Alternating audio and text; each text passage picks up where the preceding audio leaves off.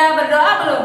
Belum. Silakan berdoa terlebih dahulu ya agar memulai pembelajaran ini bisa menyerap ya. Silakan dipimpin doanya oleh ketua kelas.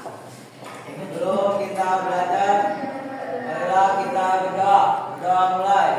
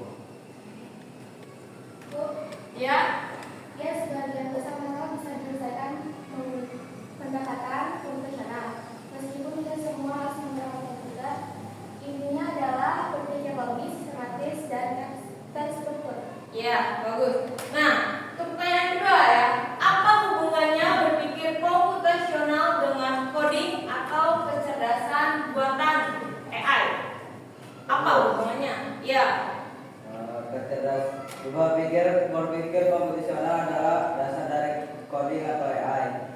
Tanpa memiliki pikiran yang struktur, sulit untuk membuat atau melakukan sistem cerdas untuk menyelesaikan masalah. Iya, bagus. Nah, sekarang kita mulai masuk ke pertemuan berikutnya.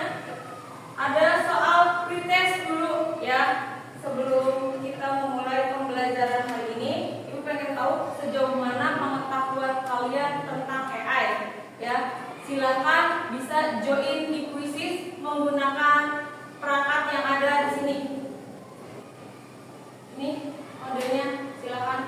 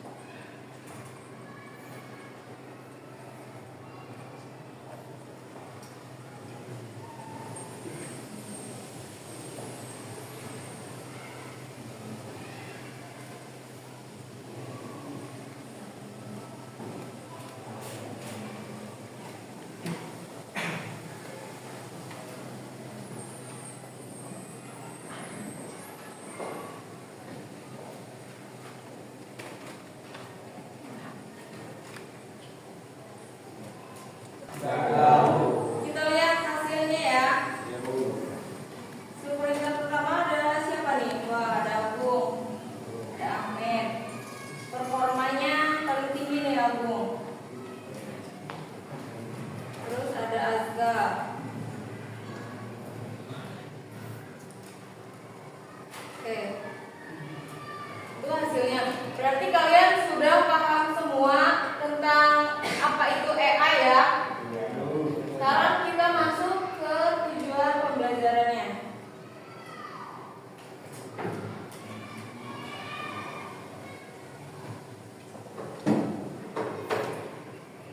Tujuan pembelajaran kita kali ini yaitu peserta didik diharapkan mampu pertama menjelaskan pengertian berpikir komputasional menggunakan bahasa sendiri. Dan yang kedua, mengidentifikasi 4 komponen utama berpikir komputasional, yaitu ada dekomposisi, pengenalan pola, abstraksi, sama algoritma. Dan yang ketiga, harus menerapkan konsep berpikir komputasional untuk menganalisis dan mencari solusi dari masalah sehari-hari. Yang keempat, ada menganalisis masalah yang lebih kompleks dan mengusulkan algoritma.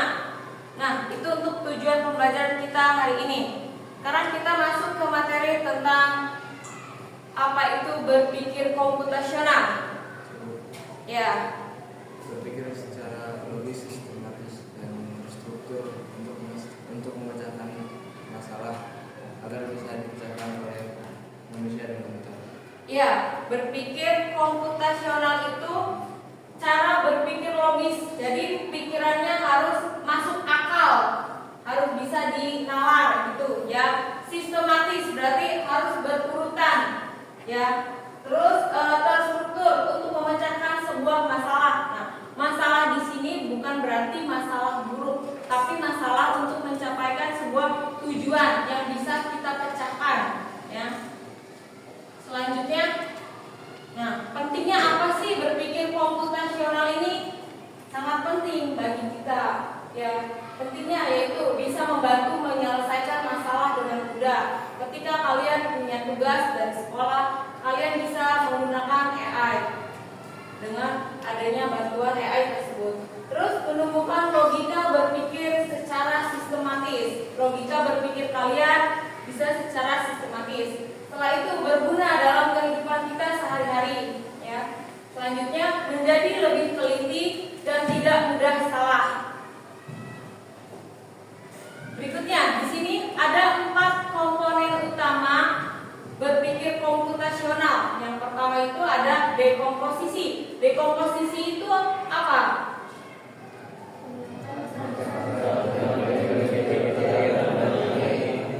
Memecah masalah besar menjadi masalah kecil. Contohnya di kelas kalian ada jadwal piket. Nah, jadwal piket itu kan terbagi beberapa ya. Dibagilah menjadi pecahan-pecahan kecil atau dibagi menjadi tugas-tugas yang lain. Misalnya hari ini jadwal piketnya 4 orang. Dari ke-4 orang itu ditugaskan masing-masing untuk menyelesaikannya. Yang satu ada yang nyapu, yang satu ada yang ngelap kaca, yang satunya lagi ada yang menghapus papan tulis, yang satu ada buang sampah. Nah, dari satu masalah itu kita pecahkan menjadi beberapa bagian sehingga masalah itu bisa terselesaikan dengan cepat ya. Selanjutnya ada pengenalan pola. Mengenali pola atau pemiripan dari masalah data yang pernah terjadi.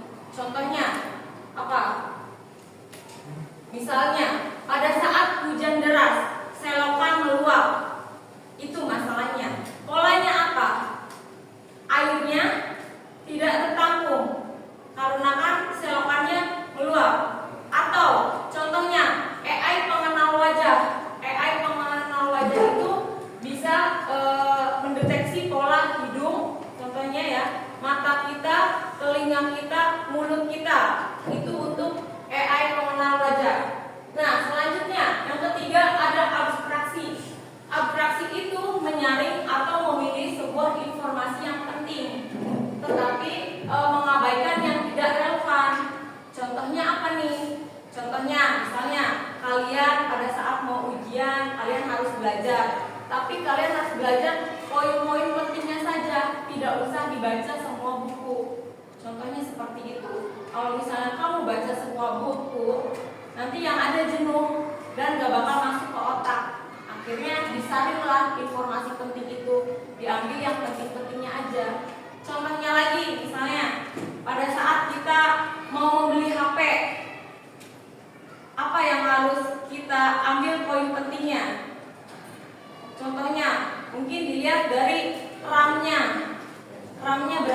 tiga, kapasitasnya berapa.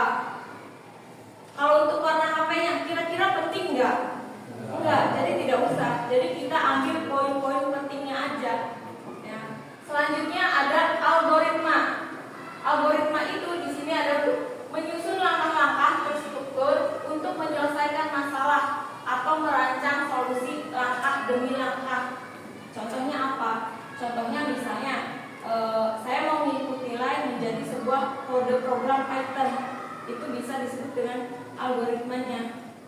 Ya, dibagi langkah-langkah kode programnya. Nah, di sini ada satu contoh masalah Ibu ambil dari lingkungan sekolah di sini.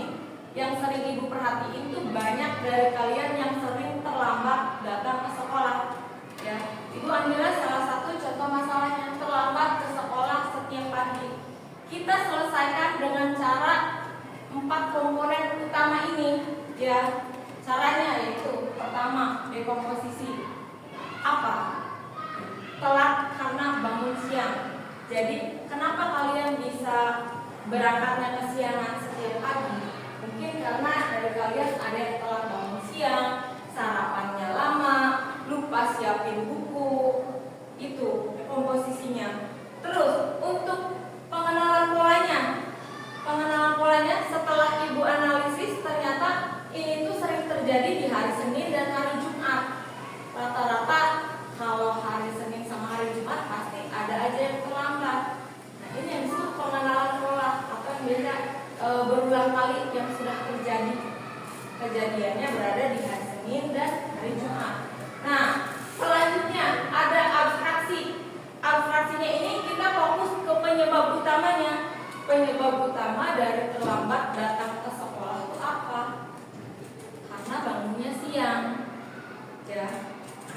Jadi setelah itu kita algoritma pecahkan masalah dan langkah-langkahnya seperti apa biar nggak kesiangan lagi itu kayak gimana?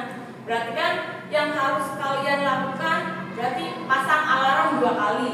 Pasang alarm pertama di jam keempat, di jam 4. Yang kedua nyalain lagi alarmnya di jam 5 biar nggak kesiangan. Terus setelah itu apa lagi? Tidurnya lebih awal. Yang biasanya tidur jam 10 malam, jam 11 malam, tidurnya harus lebih awal. Berarti jam 9 kalian harus sudah tidur biar nggak kesiangan sekolahnya. Ya. Terus selanjutnya kalian bisa untuk menyiapkan tas, seragam, buku untuk hari esok belajar ke sekolahnya. Ya. Nah, sekarang Ibu ada tugas buat kalian. Tugasnya itu per kelompok ya. Tugasnya kalian mencari sebuah satu masalah yang ada di kehidupan kalian masing-masing. Setelah itu kalian isikan jawabannya ke lembar kerja ini dan kalian buat peta konsepnya dengan menggunakan Canva. Silakan bisa dimulai dari sekarang. Ibu bagikan lembar kerjanya.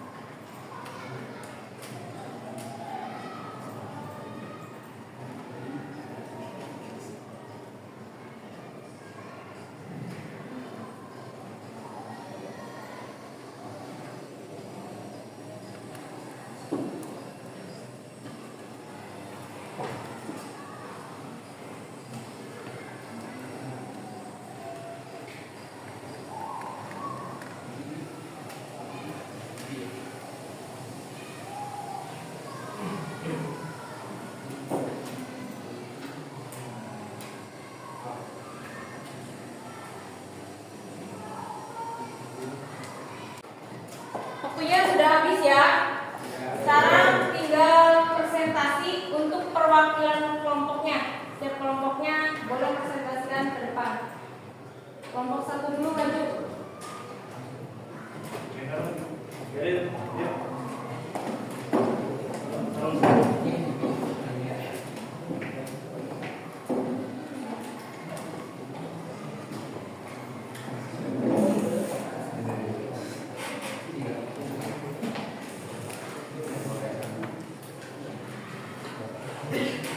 Assalamualaikum warahmatullahi wabarakatuh.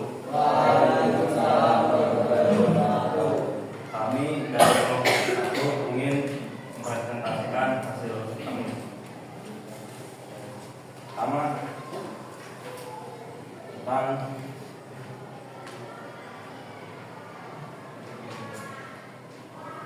tanggal pertama kita dekomposisi. Kami Ini memecah masalahnya apa?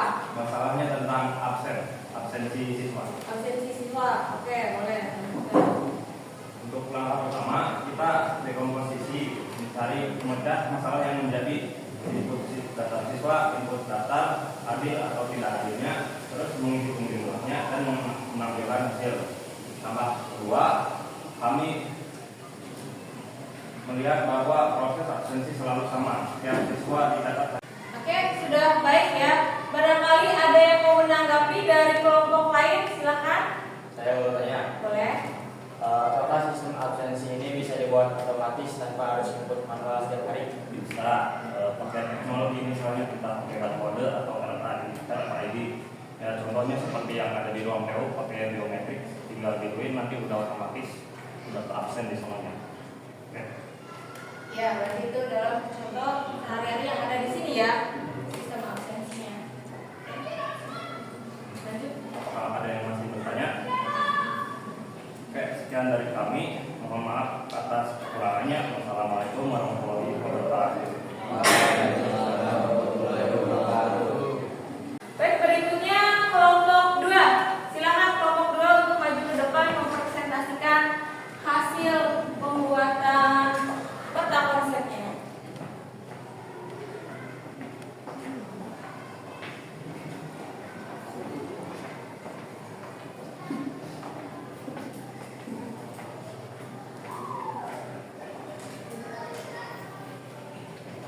Assalamualaikum warahmatullahi wabarakatuh. Kami dari kelompok 2 akan mempresentasikan hasil studi kasus yang sudah kami buat. Studi kasus yang kami teliti yaitu pengingat jadwal belajar.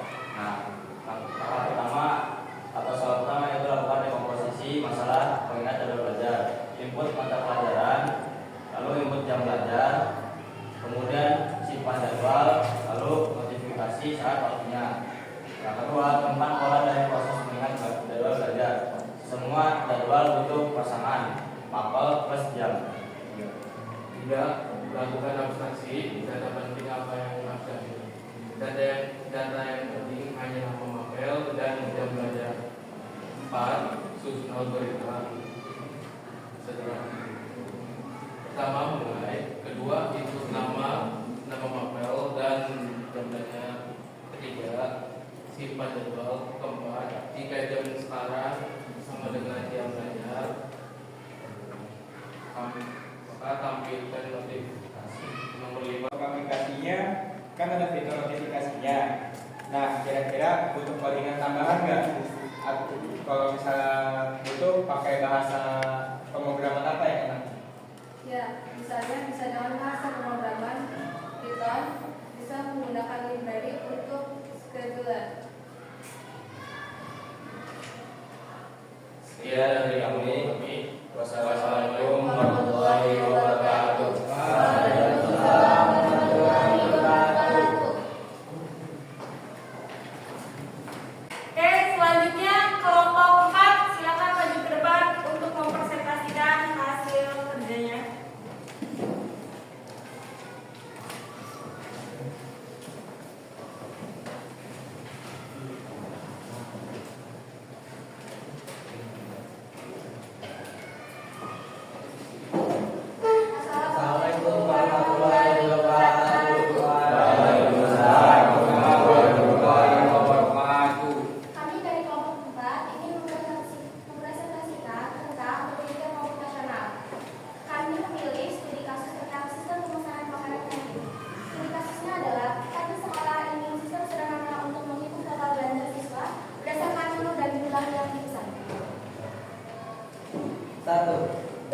komposisi. Pilih menu, terus input jualan, hitung harga, kali jumlah, jumlahkan semuanya, tampilkan total. 2. Temukan pola. Semua pesanan selalu mengikuti harga kali jumlah. 3. Abstraksi.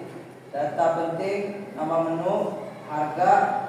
Sekian dari kelompok kami, kurang lebihnya mohon maaf. Wassalamualaikum warahmatullahi wabarakatuh. Beri tepuk tangannya.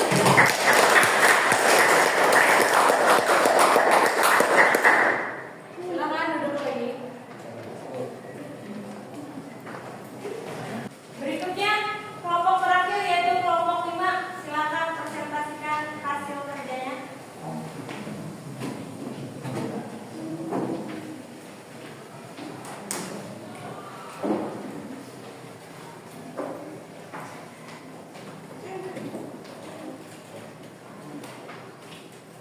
Assalamualaikum warahmatullahi wabarakatuh.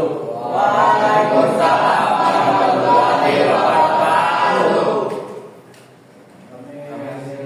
Kami akan presentasikan kelompok kami.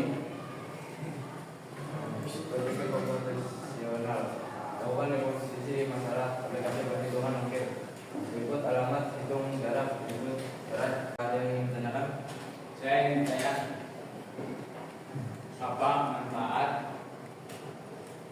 apa manfaat berpikir secara komputasional dalam pengembangan aplikasi penghitung ongkir?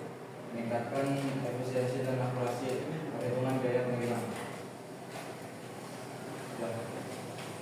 Jika tidak ada yang ingin ditanyakan lagi, sekian dari kelompok kami. Wassalamualaikum warahmatullahi wabarakatuh. Waalaikumsalam warahmatullahi wabarakatuh.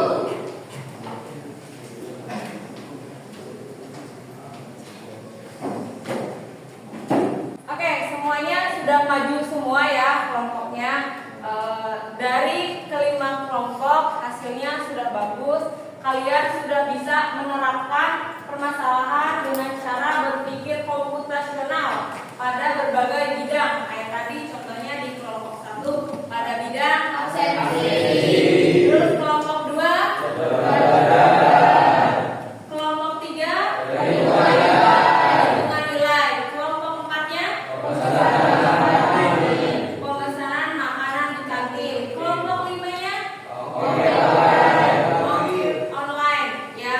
Nah, dari ke beberapa bidang tersebut itu sebuah masalah yang sudah kalian selesaikan secara berpikir komputasional ya, yaitu berpikir secara logis, sistematis dan terstruktur. Jadi menyelesaikan masalahnya itu dengan secara logika, terstruktur, ada urutannya serta langkah-langkahnya. Baik, untuk pembelajaran hari ini kita bisa simpulkan ya. Jadi kesimpulannya apa untuk pembelajaran hari ini? Ya, silakan.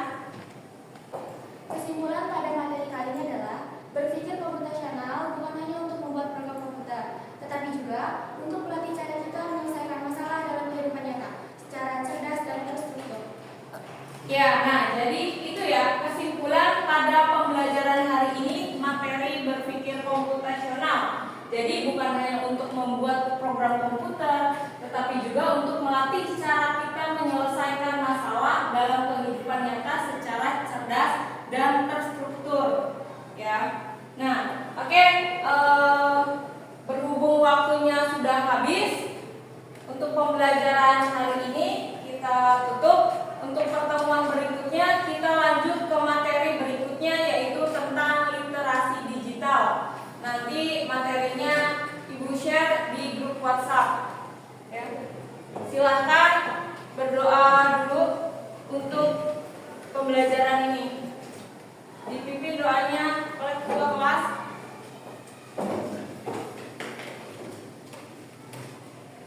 Sebelum kita mengakhiri pelajaran ini, marilah kita berdoa. Doa mulai.